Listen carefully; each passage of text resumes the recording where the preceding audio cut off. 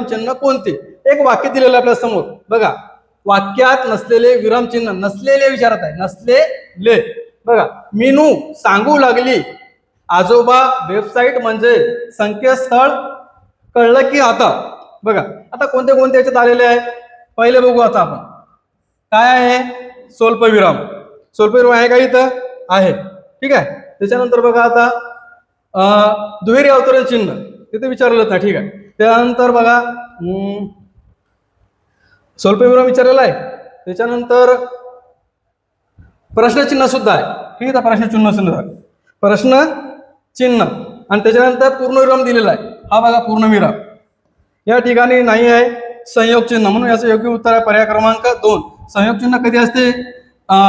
एखाद्या ओळीच्या शेवटी शब्द अपुरा राहिल्यास त्या ठिकाणी संयोग चिन्ह हे वापरलं जाते, म्हणून पर्याय क्रमांक 2 याचं योग्य उत्तर आहे. वाक्यात वापरला न गेलेला चिन्ह जे आहे ते संयोग चिन्ह आहे, ठीक आहे.